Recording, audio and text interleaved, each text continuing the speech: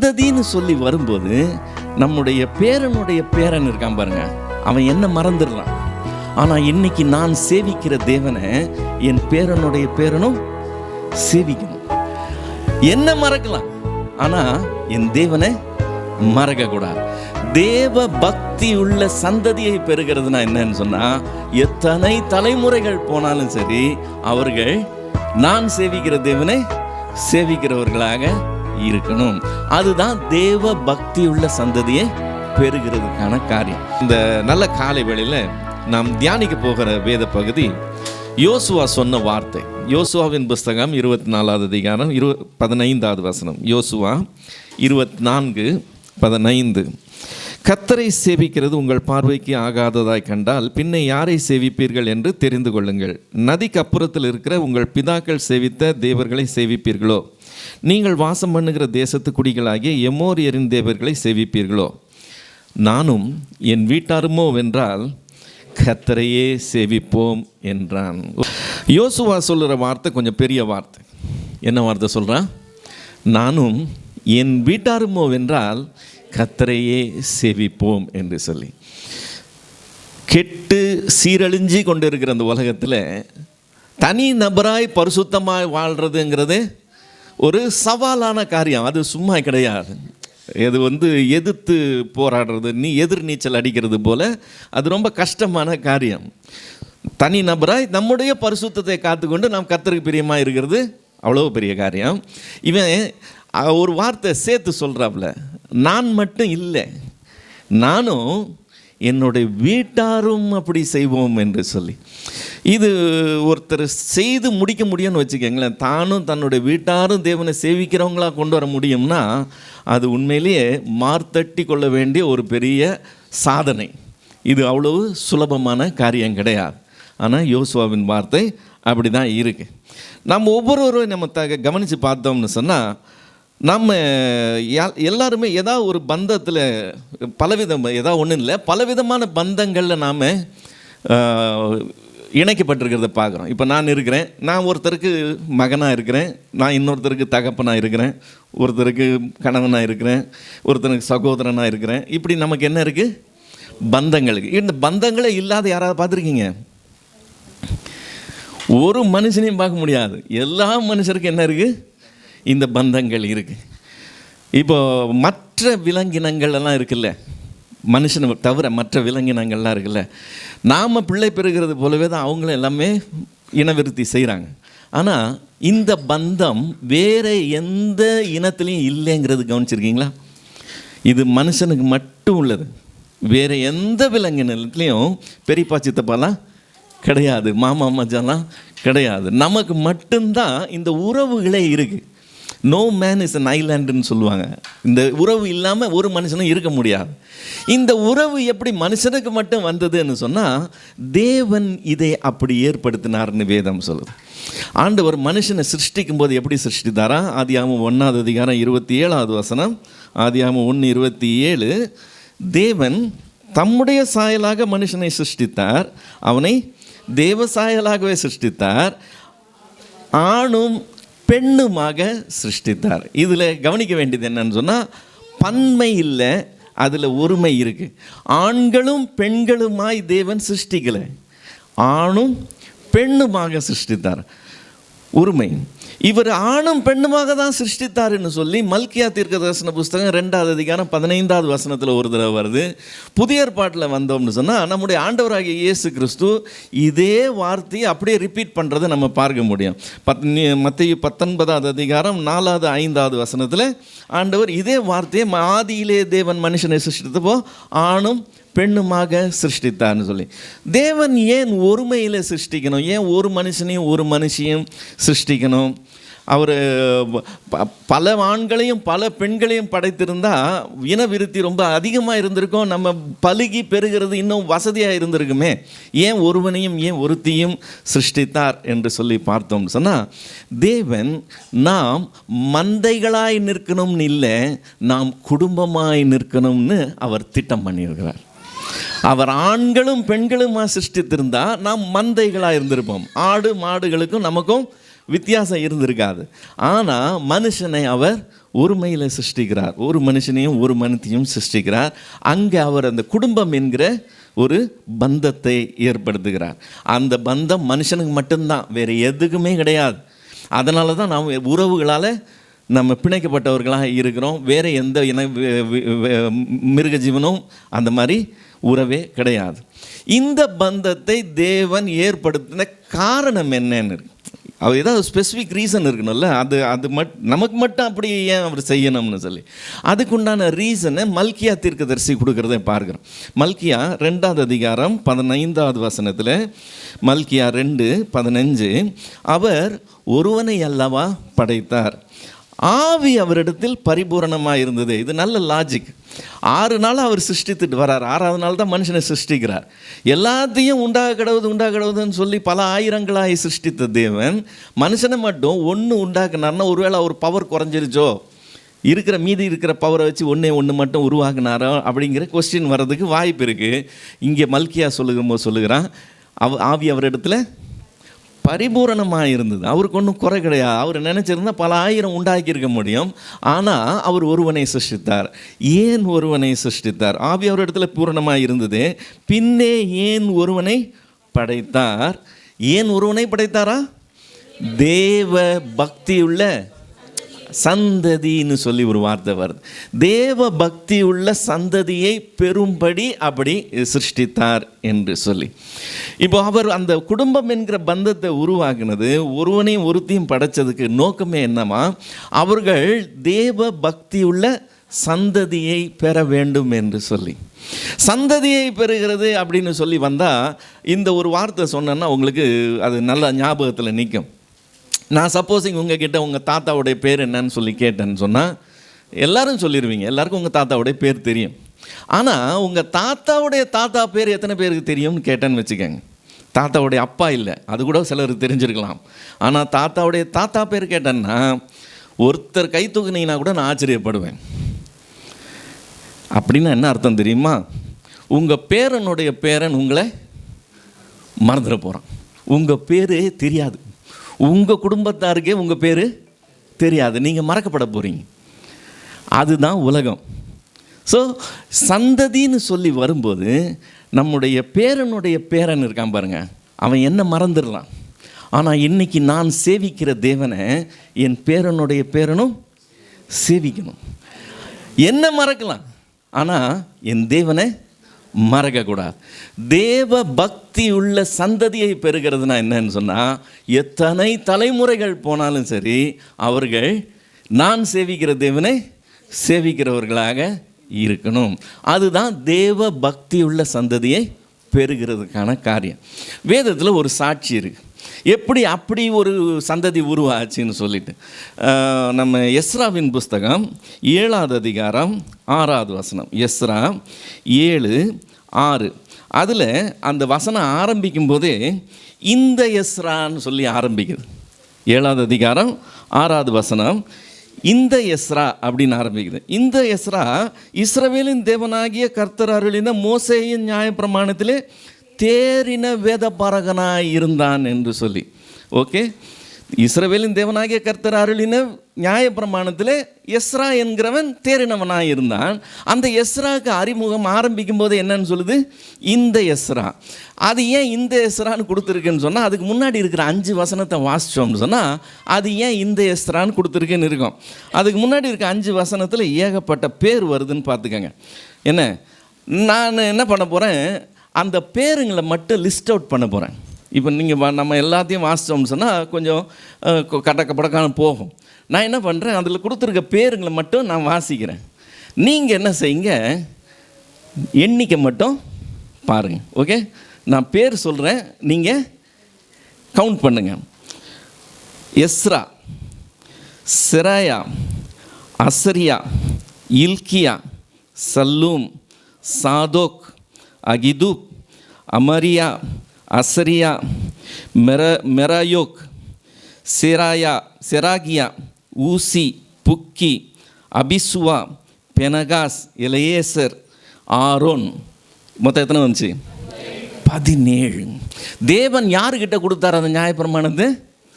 Aaron இடத்துல கொடுத்தார். Ezra எத்தனாவது தலைமுறை? 17வது தலைமுறை. உங்கள் பேரனுடைய பேரன்னா எத்தனாவது தலைமுறை? 6வது தலைமுறை. நான், என் மகன், பேரன், அப்புறம் அவன் மகன், அவன் பேரன், சார் 5வது தலைமுறைன்னு வச்சுக்கணும். 5வது தலைமுறையை என்ன மறந்துடுவானுங்க, அவங்க கத்தரை மறக்கக்கூடாதுன்னு நம்ம சொல்கிறோம். ஆனால் இங்கே ஒரு பரம்பரை பார்க்குறோம். இது எத்தனை தலைமுறை போயிருக்குது? 17 தலைமுறை போயிருக்கு. அன்றைக்கு தேவன் அருளின அந்த நியாய பிரமாணத்தில் இந்த எஸ்ரா தேறின வேதபாரகனாய் இருந்தான் என்று சொல்லி, நம்முடைய சந்ததி 17 தலைமுறை மட்டும் இல்லை, இன்னும் 17 தலைமுறை போனாலும் தேவனை சேவிக்கிற சந்ததியாய் இருக்கணும். ஹல்லேலூயா. நான் சேவிக்கிறது மட்டும் இல்லை, நானும் என் வீட்டாரும் தேவனை சேவிக்கிறவர்களாய் இருப்போம். இப்போ என் சந்ததி தேவனை சேவிக்கிற சந்ததியாக எழும்பணும்னு சொன்னால் அது தானாய் நடக்கிற விஷயம் கிடையாது. அதுக்கு நாளைக்கு அவங்க அதை செய்யணும்னா இன்றைக்கி நான் என்ன செய்யணுமோ அதை நான் செய்கிறவனாக இருக்கணும். அதை நான் செய்கிறவனாக இருக்கும்போது அது அப்படி உருவாகுகிறதா இருக்கும். எனவே ஒரு குடும்பம்னு சொல்லும்போது கணவன் என்கிற ஒரு பாகம் இருக்குது, மனைவின்ற ஒரு பாகம் இருக்குது, 3வது பிள்ளை என்கிற இன்னொரு பாகம் இருக்குது. 3 சேரும்போது தான் குடும்பம். இப்போ இந்த கணவனாக இருந்து நான் என்ன செய்ய போகிறேன், மனைவியாக இருந்து நான் என்ன செய்ய போகிறேன், பிள்ளையாக இருந்து நான் என்ன செய்ய போகிறேன், அல்லது பிள்ளையை நான் எப்படி வளர்க்க போகிறேன், இது நாம் சரியாக புரிஞ்சுக்கிட்டோம்னா நாம் என்ன செய்யணுங்கிறத நமக்கு தெரிய ஆரம்பிக்கும். இன்றைக்கு நாம் எடுக்கிற எஃபர்ட்டு 17 தலைமுறை மட்டும் இல்லை, இன்னும் தாண்டி போனால் கூட அது தேவனை சேவிக்கிற சந்ததியாய் உருவாகிறதுக்கு அடித்தளம் அமைக்கிற காரியமாக இருக்கும். நார்மலாக ஒரு ஃபேமிலின்னு வரும்போது, ஒரு ரிலேஷன்ஷிப்னு வரும்போது இதெல்லாம் எப்படி நடக்கிறதுன்னு சொல்லி பார்க்கும்போது மீடியாவை ஒரு கைடன்ஸாக எடுத்துக்குவாங்க. கதைகளை அல்லது கற்பனைகளாக ஓடுற திரைப்படங்களை இதெல்லாம் பார்த்து இதில் வர மாதிரி அதில் வர மாதிரின்னு சொல்லி, தயவுசெய்து வாழ்க்கைக்கு உண்டான காரியத்தை, குடும்பத்துக்கு உண்டான காரியத்தை மீடியாவிலேருந்து ஒரு நாள் எடுக்காதீங்க. ஏன் தெரியுமா? எல்லா கதையும் எல்லா திரைப்படமும் எதில் போய் முடியும்? திருமணத்தில் முடியும். தே லிவ்ட் ஹாப்பிலி எவர் ஆஃப்டர், அதுதானே? ஆனால் வாழ்க்கையில் கதை எங்கே தான் ஆரம்பிக்கும்? திருமணத்தில் தான் ஆரம்பிக்கும். திருமணத்தில் ஆரம்பிக்கிற கதை ஏதாவது பார்த்துருக்கீங்க? எந்த கதையும் நான் பார்த்ததே கிடையாது. எல்லா கதையிலையும் அது திருமணத்தில் போய் முடியும். உண்மை என்னது? கதையே திருமணத்தில் தான் ஆரம்பிக்குது. அதனால் மீடியாவை பார்த்து ஏமாந்துடாதீங்க, அது நம்ம தப்பாக வழி நடத்தும். வேதம் நாம் என்ன செய்யணும்னு சொல்லுது. நான் கணவனாக இருந்தேன்னா, நான் மனைவியாக இருந்தேன்னா, நான் பிள்ளையை வளர்க்குறேன்னா நான் என்ன செய்யணும்னு வேதம் சொல்லுது. நாம் அதை கவனித்து பார்த்து அதை நம்மளுடைய லைஃப்பில் அப்ளை பண்ணுறவங்களாக இருந்தோன்னா அந்த ஃபேமிலின்ற யூனிட்டு தேவன் என்ன சித்தத்தோடு உண்டாக்குனாரோ அது அதை செய்கிற யூனிட்டாக மாறும். அப்போது ரிசல்ட்டு நாம் இருக்க மாட்டோம், நாம் கடந்து போயிடுவோம். ஆனால் அந்த ரிசல்ட்டு இன்றைக்கி போடுற எஃபர்ட்டு நாளைக்கு அந்த ரிசல்ட் அதில் காண்பிக்கும். ஸோ நாம் இதில் தவறக்கூடாது. எனவே வேதத்திலேருந்து கவனிக்க போகிறோம் என்ன தேவன் எதிர்பார்க்கிறார்னு சொல். முதல்ல மனைவிகள்லேருந்து ஆரம்பிக்கிறோம். ஏன் மனைவிகள்லேருந்து ஆரம்பிக்கிறோம்? ஆவதும் பெண்ணாலே, அழிவதும் பெண்ணாலே. இது வசனமே இருக்குது. வசனம் என்ன சொல்லுது? நீதிமொழிகள் 14வது அதிகாரம் 1வது வசனம், புத்தியுள்ள ஸ்திரீ தன் வீட்டை கட்டுகிறாள். நல்ல விசுவாசம் உள்ள ஒரு சகோதரன் தன் வீட்டை கட்டுறான்னு சொல்லலை. அவர் எவ்வளோ பெரிய ஊழியக்காரராக இருந்தாலும் சரி, அவர் எவ்வளவு வல்லமையான ஒரு தேவ மனுஷனாக இருந்தாலும் சரி, அவர் வீட்டை கட்ட மாட்டாராம். வீட்டை யார் தான் கட்டுவாங்க? புத்தியுள்ள ஸ்திரீ கட்டுவாளா? புத்தியுள்ள ஸ்திரீ தன் வீட்டை கட்டுக்கிறான். புத்தி இல்லாத ஸ்திரீ என்ன செய்கிறா? அதை இடித்து போடுறான்னு சொல்ல, தன் கைகளினால் அதை இடித்து போடுகிறாள்னு சொல்லியிருக்கு. அதனுடைய டிஸ்கிரிப்ஷனை கவனித்து பாருங்கள். புத்தி இல்லாத ஸ்திரீ தன் கைகளினால் பர்சனலாக அவளே செஞ்சுருவாளாம், இடித்து போட்டுருவாளாம். செஸ் போர்டு இருக்குல்ல, செஸ் போர்டில் முக்கியமான காயின் என்னது? கிங் விழுந்துச்சுன்னா கதை முடிஞ்சிச்சு. ஆனால் எது most powerful? Queen. Most important king, ஆனால் மோஸ்ட் பவர்ஃபுல் குயின். ஃபேமிலியிலே அதான் கதை. ஓகே, அதனால் நம்ம மனைவிகள்லேருந்து ஸ்டார்ட் பண்ண போகிறோம். மனைவியாக இருந்து என்ன செய்யணும்னு சொல்லி வேதம் சொல்லுது, வாசிக்கலாம். எபேசியரின் புஸ்தகம் 5வது அதிகாரம் 22வது வசனம். எபேசியர் 5:22. மனைவிகளே, கர்த்தருக்கு கீழ்ப்படுகிறது போல உங்கள் சொந்த குடும்பத்திற்கு புருஷருக்கு கீழ்ப்படியுங்கள் என்று சொல்லி வேதம் சொல்லுது. மனைவிகள் என்ன செய்யணும்னு சொல்லியிருக்கு? கீழ்ப்படியணும்னு சொல்லியிருக்கு. அதே அது எபேசியரில் 6வது அதிகாரம் 1வது வசனம் என்ன சொல்லுது? பிள்ளைகளே உங்கள் பெற்றோருக்கு கர்த்தருக்குள் கீழ்ப்படிங்க, அது நியாயம்னு சொல்லியிருக்கு. இப்போ பிள்ளைகள் கீழ்ப்படினும், மனைவி கீழ்ப்படினும், இந்த ரெண்டு கீழ்ப்படிதலில் வித்தியாசம் இருக்குது. பிள்ளை கீழ்ப்படியலைன்னா என்ன செய்யணும்? பிள்ளை கீழ்ப்படியலைன்னா என்ன செய்யணும்?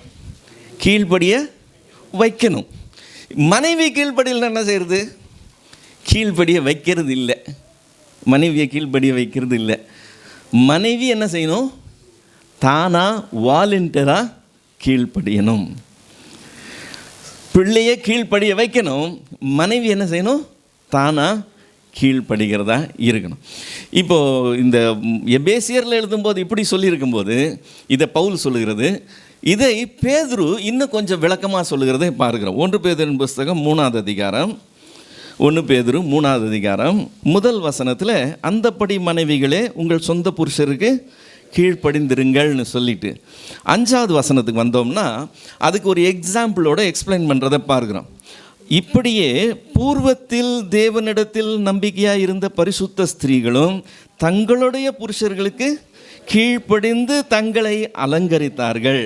6வது வசனம் அந்த எக்ஸாம்பிள் என்னது? அந்தபடியே சாராள் ஆபிரகாமை ஆண்டவன் என்று சொல்லி அவனுக்கு கீழ்ப்படிந்திருந்தாள். சாராள் கீழ்ப்படிந்திருந்தாள். என்னன்னு கீழ்ப்படிந்திருந்தாளாம்? அவளுக்கு அவன் ஆண்டவனா? ஆண்டவன் என்னது? மாஸ்டர். அந்த மாஸ்டருக்கு இவ கீழ்ப்படுகிறது.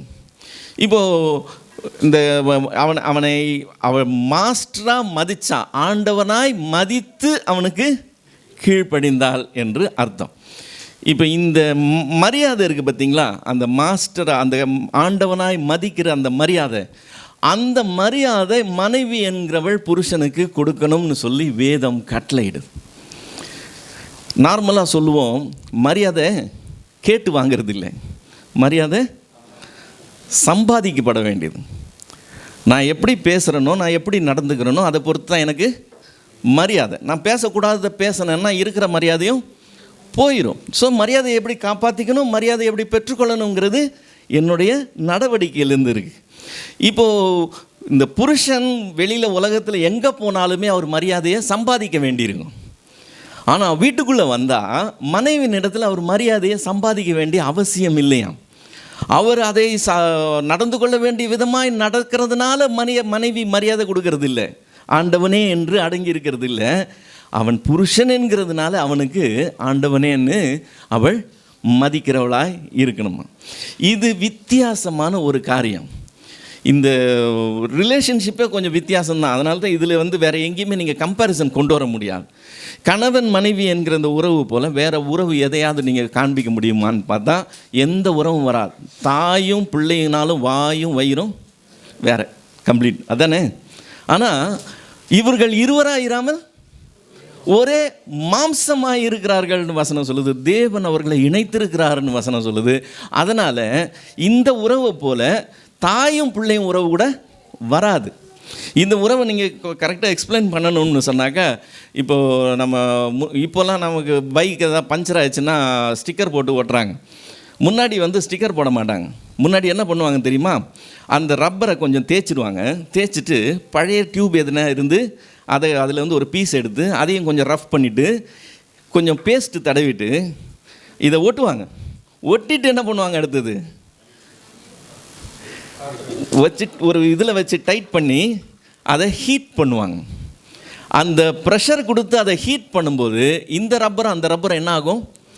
ஒட்டிக்கும் இல்லை, ஒன்றாயிரும். ஒட்டிக்கிச்சுன்னா பிச்சிடலாம், ஒன்றாயிரும். 2 ரப்பரும் சேர்ந்து ஒன்றாயிரும். அந்த ப்ராசஸ்க்கு பேர் என்னது? வெல்கனைசேஷன். ஒன்ஸ் வெல்கனைஸ் பண்ணிட்டா அதை நீங்கள் பிக்கவே முடியாது, பிச்சா கிழிஞ்சிரும், 2 பிரிஞ்சு வராது. இவர்கள் இருவராக இராமல் ஒரே மாம்சமாக இருக்கிறார்கள் வேதம் சொல்லும்போது இந்த வெல்கனைசேஷனில் நடக்கிற விஷயம் தான் இதில் நடக்குது. இதை பிரிக்க முடியாது, பிரித்தா கிழிஞ்சு போயிடும். அந்த மாதிரி உள்ள ஒரு காரியம். ஸோ இதுக்கு ஒப்பாக வேறு உறவே சொல்ல முடியாது. எனவே சாதாரணமாக மரியாதை வெளியில் சம்பாதிக்கப்பட வேண்டிய விஷயம், குடும்பத்துக்குள்ளே வந்தால் அது சம்பாதிக்கப்பட வேண்டிய விஷயம் இல்லை, அது மனைவியாகவே கொடுக்குற ஒரு விஷயம். அப்படியெல்லாம் மதிக்க ஆரம்பித்தோம்னா அப்புறம் இந்த ஆளை கையிலே பிடிக்க முடியாதுன்னு நீங்கள் சொல்லலாம். ஆனால் உண்மை என்ன தெரியுமா, நீங்கள் மதிச்சிங்கன்னு வச்சுக்கங்களேன், அந்த சம்பாதிக்கப்பட வேண்டிய மரியாதையை மனைவி தானாய் மதிக்கிறவளாக இருந்து அந்த மரியாதையை கொடுக்குறவளாக இருந்தால் ரெண்டு காரியம் தான். ஒன்று, மரியாதையும் அங்கீகரிப்போம், அவர் செய்கிறத நீங்கள் அங்கீகரிக்கிறது. இந்த ரெண்டு காரியத்தை மனைவி செய்கிறதா இருந்தால் புருஷன் அந்த மனைவியோட ரொம்ப நெருக்கமாக இருப்பான். இது ஒரு ரகசியம். மனைவி என்னைக்கு மதிக்காமல் குறை சொல்லுகிறவளாக இருக்கிறாளோ அன்னைக்கு அந்த உறவு ஒட்டவே ஒட்டாது. அவங்களுக்குள்ள கேப் இருந்துக்கிட்டே இருக்கும். ஆனால் அந்த கேப்பே இல்லாமல் அவங்க ரெண்டு பேர் ஒன்றா இருக்கணும்னு சொன்னால் மனைவி செய்ய வேண்டிய ஒரே காரியம் இதுதான், ஆண்டவனே என்று சொல்லி அவனை ஆண்டவனாய் மதிக்கணும், அவனுடைய காரியங்களை அங்கீகரிக்கணும். இதை செய்ய ஆரம்பித்தோம்னா அந்த குடும்பத்தில் இருக்கிற உறவு வித்தியாசமான ஒரு உறவாக இருக்குது. ஸோ மனைவிகள் இது கொஞ்சம் லாஜிக் அகெயின்ஸ்டாக இருக்கிற மாதிரி இருக்குது. அது எப்படி சும்மாவே மதிக்கிறது, அவர் இப்படியெல்லாம் நடந்துக்குவார், இப்படியெல்லாம் பேசுவார், இப்படி மாதிரிலாம் செயல்படுறாரு, அப்புறம் எப்படி அவர் ஆண்டவன்னு மதிக்கிறதுன்னு சொன்னால் அதுதான் வேதம் போதிக்குது. அவன் எப்படிப்பட்ட புருஷனாக இருந்தாலும் சரி, மனைவி அவனை மதிக்கிறவளாக இருந்தால் அவனுடைய ஆக்டிவிட்டீஸ் 100% மாறிடும். 100% மாறிடும். அது மட்டும் செய்கிறவங்களாம் செஞ்சு பாருங்கள், கம்ப்ளீட்டாக அந்த ரிலேஷன்ஷிப்பே மாறுகிறதை கவனிக்க முடியும். இப்போ மனைவி அப்படி இருக்கணும்னு சொன்னால் கணவன் என்ன செய்யணும்னு வசனம் சொல்லுது. எபேசியர் 5:25, புருஷர்களே உங்கள் மனைவிகளில் அன்பு கூறுங்கள்னு சொல்லிடுங்க. உங்கள் மனைவிகளில் அன்பு கூறுங்கள். எந்த அளவுக்கு அன்பு கூறணுமா? 28வது வசனம் சொல்லுது, தன் சொந்த மாம்சத்தை அவன் எப்படி அவர்களில் அன்பு கூற வேண்டும், தன் மனைவியில் அன்பு கூற வேண்டும், தன்னில் தான் அன்பு கூற. 28வது வசனம் என்னது? அப்படியே புருஷர்களும் தங்கள் மனைவிகளை தங்கள் சொந்த சரீரங்களாய் பாவித்து அவர்களில் அன்பு கூற வேண்டும். தன் மனைவியில் அன்பு கூறுகிறான், தன்னில் தான் அன்பு கூறுகிறான் என்று சொல்லி. ஸோ மனைவியின் இடத்துல அன்பு கூறுகிறது, தன்னிடத்தில் அன்பு கூறுகிறது போல அன்பு கூறணும்னு சொல்லியிருக்கு. இதே பகுதியிலேயே கிறிஸ்து எப்படி சபை மேலே அன்பு கூர்ந்தாரோ அதே போல் மனைவியின் இடத்துல அன்பு கூறணும்னு வருது. இப்போது கிறிஸ்து எப்படி அன்பு கூர்ந்தார்? நாம் அந்த அன்புக்கு பாத்திரவான்களாக இருந்தோமா? இல்லை. நாம் பாவிகளும் துரோகிகளுமாக இருந்தோம், அவர் நம்ம மேலே அன்பு கூர்ந்தார். இப்போ கணவன்மார் மனைவியின் இடத்துல அன்பு கூறுகிறது அவர்கள் அந்த அன்புக்கு பாத்திரவான்களாக இருக்கிறதுனால இல்லையா, தன்னிடத்தில் அன்பு கூறுகிறது போல அன்பு கூறணும், கிறிஸ்து அன்பு கூர்ந்தது போல அன்பு கூறணும். இதில் ஒரு ரகசியம் என்னன்னு சொன்னால், மனைவியை தேவன் என்னவாய் கொடுத்துருக்கிறார் புருஷனுக்கு? ஆதாமுக்கு என்னவா கொடுத்தாரா? ஏற்ற துணையாக கொடுத்தாரா. இந்த ஏற்ற துணை என்கிற வார்த்தை ஆங்கிலத்தில் ஹெல்ப் மேட் அப்படின்னு சொல்லி வருது. அதனால் அது நம்ம தவறாகவே புரிந்து கொண்டு அது தவறாகவே நினைத்து கொள்ளுகிற ஒரு வாய்ப்பு இருக்குது. அது அப்படி தான் தவறாக தான் யூஸ் பண்ணுறாங்க.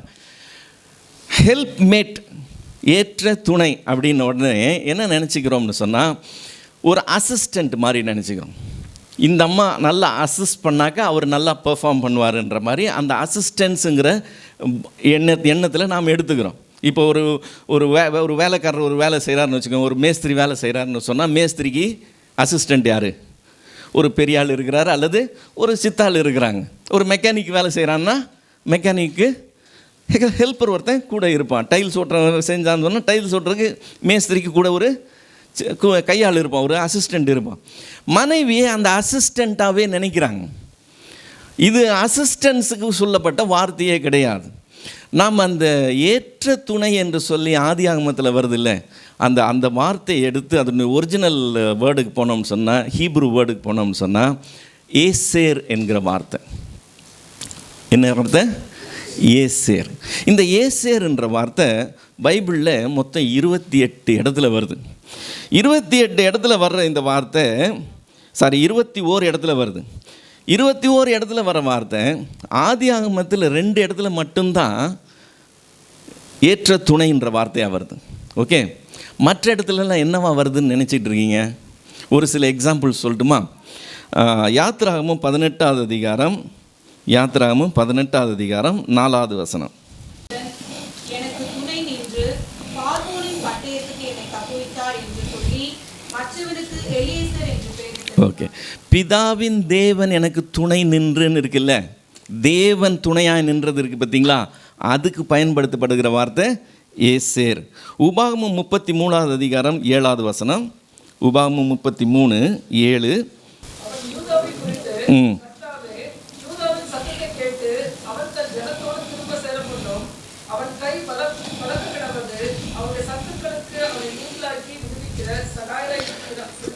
சகாயராய் இருப்பீராகன்னு இருக்குல்ல, தேவனுடைய சகாயம், அதுக்கு கொடுக்கப்படுற வார்த்தை ஏசேர். அதே அதிகாரத்தில் 26வது வசனம்.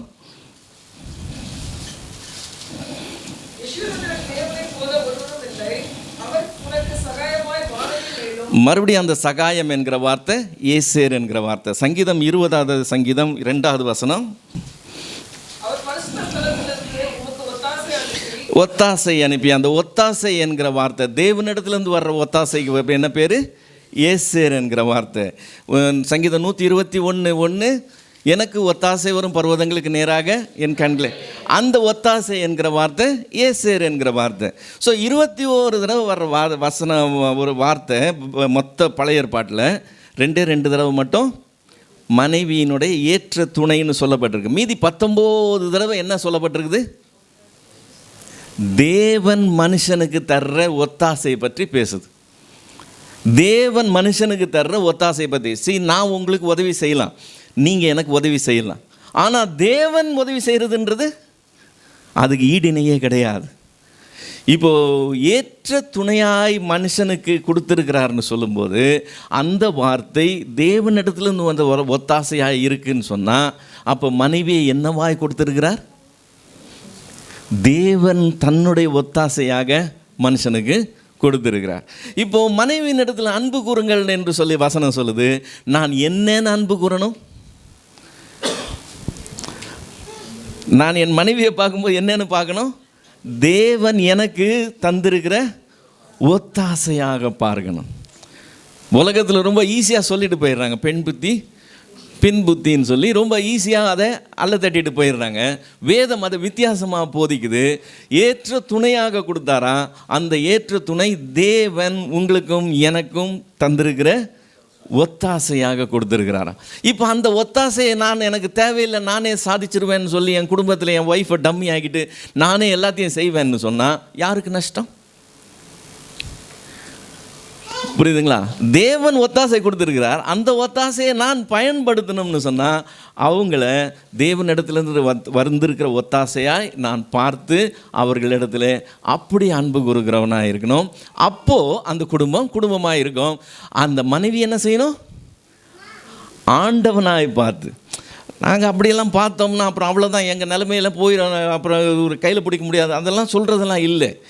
ஆண்டவனாக பார்க்கறதுனால குறைய போகிறது இல்லை. இப்போ சாராள் ஆண்டவனாக பார்த்தா, ஆண்டவனாக பார்த்ததுனால அவள் அடிமையாயிட்டாளா? ஆண்டவனுடைய மனைவி என்னது? ஆண்டவனாக பார்த்தான்னு சொன்னால் அவன் ஆண்டவன்னா குடும்பத்தில் இவன் ஆண்டவனுடைய மனைவி, அப்படி தானே? வீட்டில் மகாராணியாக இருக்கணும்னு சொன்னால் அவர் என்னன்னு மதிக்கணும்? அவரை மகாராஜாவாக மதிக்கணும். அவரை மகாராஜாவை மதிக்கிறதுனால நீங்கள் வேலைக்காரராக போகிறதில்ல, மகாராஜாவின் மனைவியாக நீங்கள் மகாராணியாக மாற போகிறீங்க, அவ்வளோதான். ஸோ மனைவி புருஷனை மதிக்கிறவர்களாக இருக்கணும். ஆண்டவனே என்று சொல்லி சாராள் மதித்தாள் என்று வேதம் சொல்லுது. கணவன் மனைவி மேலே அன்பு கூறணுமா? என்னென்னு அன்பு கூறணும்? தன்னிடத்தில் அன்பு கூறுபோல் அன்பு கூறுறது வேறு, கிறிஸ்து அன்பு கூறுபோல் அன்பு கூறுகிறது என்று வேறு. ஆக்சுவல் ரியலைசேஷன் என்னவா கொடுத்துருக்கிறார்?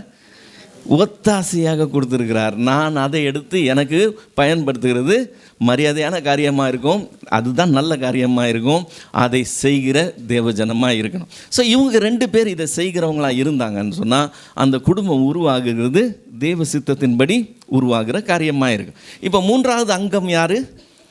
பிள்ளைகள். இன்றைக்கு பிள்ளைகளை பற்றி பேசும்போது இந்த வார்த்தை அடிக்கடி வருது. இந்த காலத்து பிள்ளைங்கன்னு சொல்லுவாங்க. பிரதர், இந்த காலத்து பிள்ளைங்கள்லாம் அடிக்கடி சொல்லுவாங்க இந்த வார்த்தையை. நான் பிள்ளைங்களுக்கு ஆலோசனை சொல்கிறதே கிடையாது. பார்த்துக்கங்க, பிள்ளைங்களுக்கு ஆலோசனை சொல்கிறதே கிடையாது. என்னை பொறுத்த வரைக்கும் பிள்ளைங்க மேலே ஃபால்ட்டே கிடையாது. பிள்ளைங்க மேலே ஃபால்ட்டே கிடையாது. ஃபால்ட் எல்லாம் யார் மேலே இருக்குது தெரியுமா? இந்த காலத்து பெற்றோர் மேலே தான் இருக்குது. அந்த காலத்து பெற்றோராக இருந்தாங்க, ஆனால் இந்த காலத்து பெற்றோர் வித்தியாசமாக இருக்கிறாங்க. அங்கே தான் ஃபால்ட்டே இருக்குது. இவங்க பிள்ளைய மேலே குறை சொல்கிறாங்க, பிள்ளை மேலே மிஸ்டேக் கிடையாது. இவங்களுக்கு வேலை பளு ரொம்ப அதிகம். 2 பேரும் ஆளுக்கு ஒரு பக்கம் வேலைக்கு போவாங்க, டைம் இருக்காது, டயர்டாக வீட்டுக்கு வருவாங்க. பிள்ளைய ஹேண்டில் பண்ணுறதுக்கு இவங்களுக்கு டெம்பரமெண்ட் இருக்காது. ஓகே, இதுதான் உண்மையான காரியமாக இருக்கும். ஏகப்பட்ட டென்ஷன் இதெல்லாம் இருக்கும். பிள்ளைக்கு 10 நாள் ஸ்கூல் லீவ் விட்டான்னா இவங்களுக்கு எப்படி இருக்கும்? ரொம்ப, அதாவது அது அவங்கள பார்க்கணும்.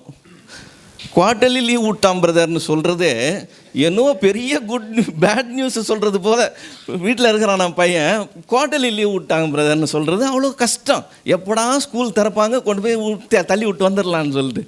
ஸோ பிள்ளைகள் கர்த்தரால் வரும் சுதந்திரம். அது ஒரு கிஃப்ட் ஆண்டவர் கையில் கொடுத்துருக்கிறாருங்கிறதெல்லாம் இல்லை. இப்போ அது ஒரு பாரமாக ஆகிப்போச்சு. ஐயோ, இருக்கிற வேலையில் இது வேற சேர்த்து செய்யணுமேன்ற அளவுக்கு ஆகிப்போச்சு. இவங்களோட இன்வால்மெண்ட் ரொம்ப குறைவாயிருக்கு. இப்போ இந்த பிள்ளையை ஆண்டவர் நம்ம கையில் கொடுத்துருக்கிறார். இது யாருடைய பிள்ளை? அவருடையது. நம்ம கையில் கொடுத்துருக்கிறார். இதுதான் இந்த ரிலேஷன்ஷிப். இதை சரியாக புரிஞ்சிக்க மாட்டேங்கிறாங்க. ஈவாய் கொடுத்துருக்கிறார், கிஃப்டாக கொடுத்துருக்கிறார், நம்ம கையில் வாங்கியிருக்கிறோம். அவர் தான் ஓனர், நம்ம கையில் கொடுத்துருக்கிறார். எதுக்கு கொடுத்துருக்கிறார்? அவர் என்னவாய் உருவாக்கணும்னு நினைக்கிறாரோ அதை நாம் செயல்படுத்துறதுக்காக கொடுத்துருக்கிறார். இது எப்படின்னு சொன்னால், இப்போ இந்த பில்டிங்ஸ் எல்லாம் பார்க்குறோம்ல, இதை மேஸ்திரி உட்காந்து கட்டியிருக்கலாம், ஆனால் மேஸ்திரி உட்காந்து டிசைன் பண்ணல. இதை பார்க்கும்போதே நமக்கு தெரியுது, இதை மொத்தத்தையும் யார் செய்திருக்கணும்? ஒரு ஆர்கிடெக்ட் செஞ்சுருக்கணும். ஒரு ஆர்கிடெக்ட் செய்யாமல் இது இந்த அளவுக்கு உருவாகாது. ஒரு ஆர்கிடெக்டாக வந்து கட்டினார் இல்லை. ஆர்கிடெக்ட் அந்த டிசைனை போட்டுட்டு யார்கிட்ட கொடுக்குறாரு? எக்ஸிக்யூட் பண்ணுறதுக்கு அந்த என்ஜினியர்கிட்ட கொடுக்குறாரு, அல்லது டைரெக்டாக மேஸ்திரிகிட்ட கொடுப்பார். இப்போ பேட்டர்ன் யார் போட்டிருக்கிறது? ஆர்கிடெக்ட் போட்டிருக்கிறார். இப்போ ஆர்கிடெக்ட் போட்ட பேட்டர்ன் படி செய்ய வேண்டியது யாருடைய கடமை? இவனுடைய கடமை. அது அப்படியே அந்த பேட்டர்னை இம்ப்ளிமெண்ட் பண்ணாங்க. உருவாகுகிற அந்த ஃபைனல் ப்ராடக்ட்டு அங்கே அவர் கற்பனை பண்ணி அவர் திட்டம் போட்டது போல் கடைசியில் அது உருவாகுகிறதா இருக்கும் இல்லையா? இப்போ தேவன் அந்த ஃபுல் பிளான் போட்டு நம்ம கையில் வேதாகமம் என்று சொல்லி ஒரு புஸ்தகமாக கையில் கொடுத்துருக்கிறார். இப்போ பிள்ளைய கையில் கொடுத்துருக்கிறார். நீங்களும் நான் என்ன செய்யணும்னு எதிர்பார்க்குறார்? இந்த பிளான் படி அந்த பிள்ளையை நாம் உருவாக்கணும் என்று சொல்லி எதிர்பார்க்குறார். இதுதான் நம்மளுடைய கடமை. அதுக்கு பதிலாக அது தானாக வளரும், தானாக சரியாகும்னு நாம் நினச்சிக்கிட்டு இருந்தோம்னா அது எப்படி? அது இப்போ நான் வந்ததுலேருந்து கவனிக்கிறேன், இத்தனை பிள்ளைங்க இருக்குது, இத்தனை பிள்ளைங்களும் உட்காந்துருக்கு. நார்மலாக சர்ச்சில் இப்படி உட்காந்து பார்க்குறது கஷ்டம். ஒரு இடத்துல இப்போ நான் போய் பேசிகிட்டு இருக்கிறேன், ஒரு பையன் இங்கேருந்து குட்டிக்காரனை அடிச்சுட்டு இருக்கிறான், அங்கேருந்து மறுபடியும் இங்கே குட்டிக்காரனை அடிச்சுட்டு இருக்கிறான். பாதி பேர் அவனை வேடிக்கை பார்த்துட்டு இருக்கிறாங்க. நான் வேறு வழி இல்லாமல் நிறுத்திட்டு யார் பிள்ளை இதுன்னு கேட்டேன். எல்லாரும் திருன்னு முழிச்சாங்க, ஒரு மாதிரி பார்க்குறாங்க. கேட்கக்கூடாததை கேட்டோமோன்னு எனக்கே பயமாயிடுச்சு. அப்புறமா சொல்கிறாங்க, பாஸ்டர் பிள்ளையாம். பாஸ்டர் இங்கே உட்காந்துருக்கிறார், பாஸ்டர் அம்மா அங்கே உட்காந்துருக்குறாங்க, பிள்ளை நடுவில் பல்ட்டி அடிச்சுட்டு இருக்கிறான். இப்போ பிள்ளையோட மிஸ்டேக் அது? பிள்ளைக்கு தெரியாதுங்க. பிள்ளைக்கு தெரியாது. யாருக்கு தெரியும்? நமக்கு தான் தெரியும். ஒரு சர்ச்சில் 3 பிள்ளைங்க, 3 பிள்ளைங்களும் இந்த எண்டுலேருந்து அந்த எண்டு வரைக்கும் ஓடுதுங்க, இப்படி ஓடுதுங்க. இப்போ ஒரு இடத்துல ஓடி வந்து கேமராவோட இதெல்லாம் கட் ஆயிடுச்சு, தட்டி விட்டுருச்சுங்க.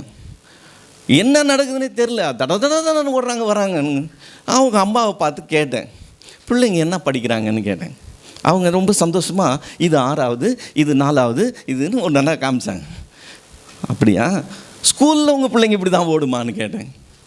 6வது படிக்கிற பிள்ளை காலையில் ஸ்கூலுக்கு போனால் சாயங்காலம் வரைக்கும் வாலை சுருட்டிக்கிட்டு உட்காந்த இடத்துலையே உட்காந்துருக்கு தெரியுதுல்ல. இப்போ சர்ச்சுக்குள்ளே வந்தால் எப்படி ஓடுது? அவங்களுக்கு அப்போ தான் சிந்திக்கிறாங்க. அவங்கள பொறுத்த வரைக்கும் அது தானாக வந்துடுமா, அது ஒரு ஏஜ் வந்ததுன்னா அதுக்கு தெரிஞ்சிடும், அது உட்காந்துக்கோன்னு சொல்லிட்டு. அப்படியே தானாக வர்றதுக்காக ஆண்டவர் கொடுக்கல, நீங்களும் நானும் அதுக்கு கற்றுக் கொடுக்கணும்னு சொல்லி கொடுத்துருக்கிறார்.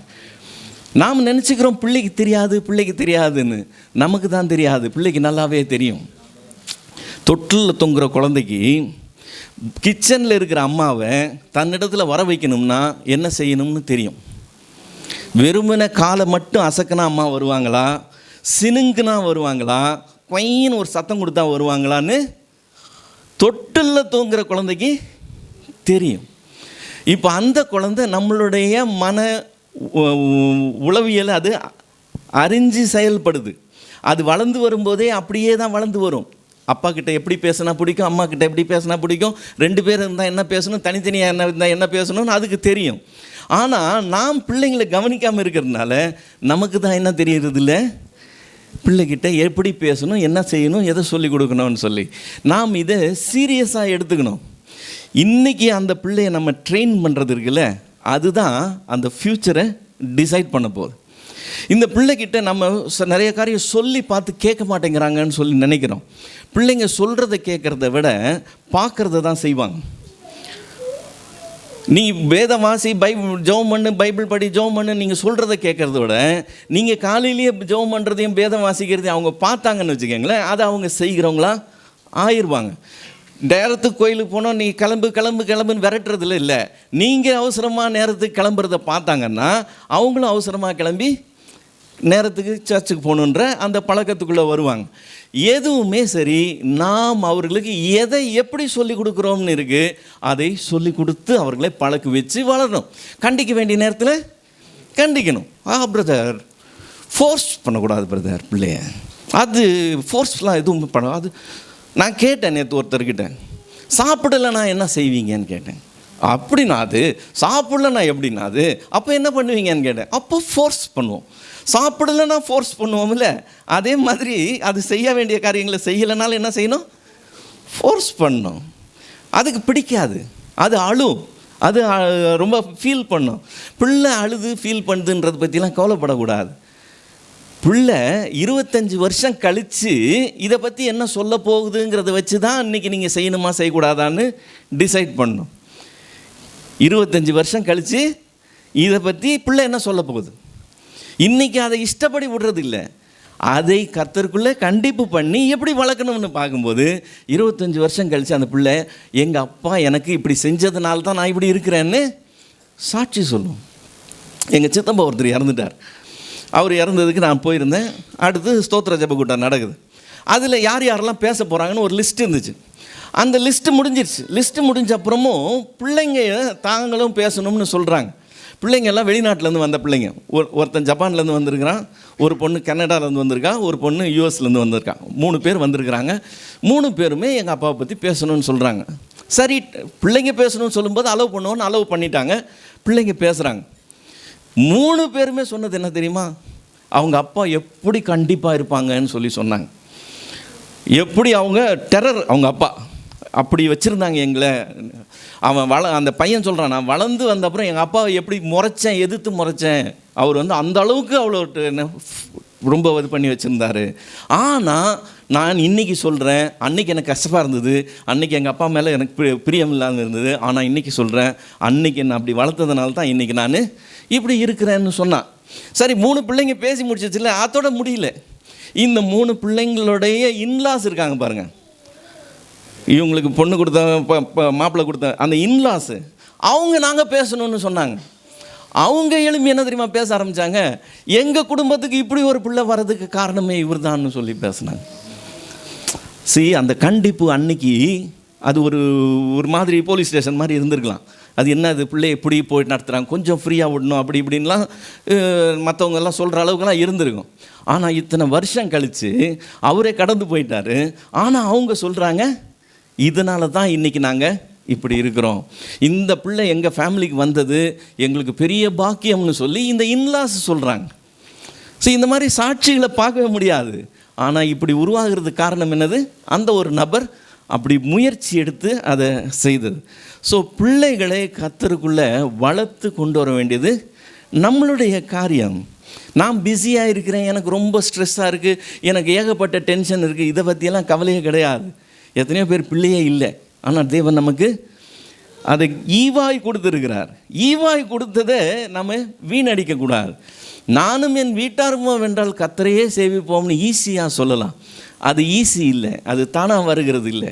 எத்தனை தலைமுறை ஆனாலும் என் தலைமுறை தேவனை சேவிக்கிறதா இருக்கணும்னு சொன்னால் நான் அப்படி நடந்துக்கிறவனா இருக்கணும். இப்போது யோசுவா மட்டும்தான் அப்படி சொன்னால், யோசுவா ஃபேமிலி மட்டும்தான் அப்படி இருந்ததுன்னு நினச்சிக்காதீங்க. இன்னும் சில எக்ஸாம்பிள்ஸ் இருக்குது. இப்போ யோசுவா வாய் விட்டு சொல்லிட்டான், ஆபிரகாம் வாய் விட்டு சொல்லலை. எபிரேயர்கள் நிருபம் 11ஆவது அதிகாரம் விசுவாசத்தினால சாதித்தவங்க பேர் லிஸ்ட்லாம் வருது இல்லை, அதில் ஒரே ஃபேமிலி இது நிறைய பேர் வருது. யாருது தெரியுமா? ஆபிரகாம் தான். ஆபிரகாமுடைய ஃபேமிலியில் அத்தனை தலைமுறை இது விசுவாசத்தினால சாதித்தவங்க லிஸ்ட்டில் வருது. ஆபிரகாமை பற்றி ஆண்டவர் சொல்கிறது என்ன தெரியுமா? வாசிக்கலாம். ஆதியாகமம் 18ஆவது அதிகாரம் 19ஆவது வசனம். ஆதியாகமம் 18:19.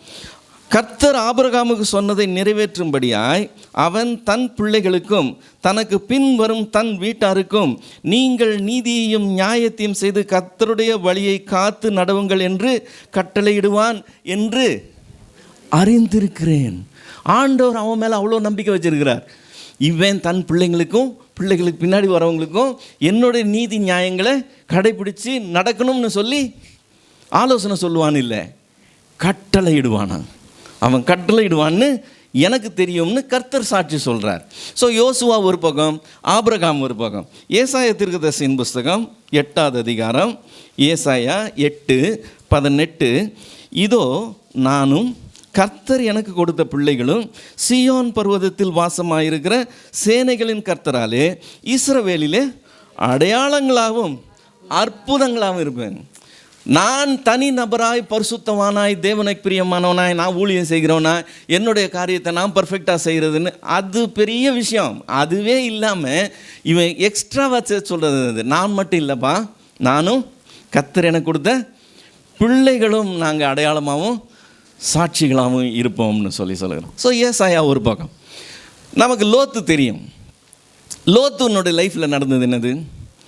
சோதோம் குமாரவை தேவன் அழிக்க போகிறேன்னு சொல்லிட்டாரு, புறப்படுன்னு சொல்கிறாரு.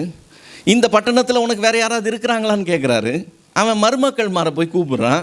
மருமக்கள் மாற பரியாசம் பண்ணுறதா நினச்சிக்கிட்டாங்க, கிண்டல் பண்ணுறாரு, மாமா ஜோக் அடிக்கிறாருன்னு நினச்சிக்கிட்டாங்க. ஆக மொத்தம் இவன் பேச்சுக்கு மரியாதை இல்லை, அவங்க வரல. இப்போ லோத்து தப்பி ஓடி வரான். லோத்தின் குடும்பமே வெளியே வந்துச்சு. கடைசியில் போய் சேர்ந்தது மனைவி மைனஸ் ஆயிடுச்சு இல்லையா? இப்போ லோத்து தன் ஃபேமிலி மொத்தத்தையும் காப்பாற்ற அவனால் முடியல. லோத்து பொழைச்சிக்கிட்டான். லோத்து நீதிமானாக இருந்தான்னு வசனம் சொல்லுது இல்லை? தன் உள்ளத்தில் வாதிக்கப்பட்ட நீதிமானாக இருந்தானா. அவங்க இவ்வளோ மோசமான காரியங்கள்லாம் செய்கிறாங்களேன்னு சொல்லி இருதயத்தில் குத்தப்பட்ட நீதிமானாக இருந்தான். பட் ஸ்டில் அவனால் அவனுடைய குடும்பத்தை காப்பாற்ற முடியல. இதே மாதிரி ஒரு பேரழிவு தான் வந்தது நோவா காலத்தில். நோவா அவன் மட்டும் தப்பிக்கலை, நோவாவும் அவன் மனைவி மட்டும் இல்லை, 3 பிள்ளைகளும் 3 மருமகள்களும் சேர்ந்து தப்பிக்கிறாங்க. இப்போ நோவா ஊழியம் செய்கிறான், லோத்தும் ஊழியம் செஞ்சான். லோத்தினுடைய ஊழியத்தை விட நோவனுடைய பெட்டர். ஏன் தெரியுமா? நான் மட்டும் இல்லை, நானும் என் வீட்டாரும். இப்போ நோவாவின் காலத்தில் நடந்தது போல் மனுஷகுமாரனுடைய நாட்களிலும் நடக்க போகுது. நீங்கள் மட்டும் தப்பிக்க போகிறீங்களா, இல்லை நீங்களும் உங்களுடைய வீட்டாரும் தப்பிக்க போகிறீங்களா? நான் மட்டும் தப்பிச்சா போதுமா? இல்லை, நோவா தப்பிச்சது போல் நானும் என் வீட்டாரும் பிழைக்கணும். அன்னைக்கு நான் மட்டும் பரலோகம் போகிறதில்லை, நானும் என் வீட்டாரும் பரலோகம் போகணும். நான் மட்டும் இல்லை, என் குடும்பம் மட்டும் இல்லை, என் சந்ததியே தேவனை சேவிக்கிற சந்ததியாக இருக்கணும். ஸோ இன்றைக்கி நான் கணவனாக இருந்து என்ன செய்யணுமோ அதை செய்யணும், மனைவியாக இருந்து என்ன செய்யணுமோ அதை செய்யணும், பெற்றோராக இருந்து நான் பிள்ளைகள் என்ன செய்யணுமோ அதை செய்கிறவர்களாக இருக்கணும். இதில் எந்த விதமான காம்ப்ரமைஸே கிடையாது. இதை அவ்வளவு பக்குவமாய் செய்கிறவர்களாக இருக்கும்போது அந்த குடும்பம் தேவனை சேவிக்கிற சந்ததியை உருவாக்குகிற குடும்பமாக இருக்கும். நான் மட்டும் இல்லை, நானும் என் சந்ததியும் தேவனுடைய சமூகத்தில் போய் நிற்கிற பாக்கியத்தை நாம் காண்போம். கண்களை மூடி ஆண்டவர் நோக்கி பார்க்கலாம்.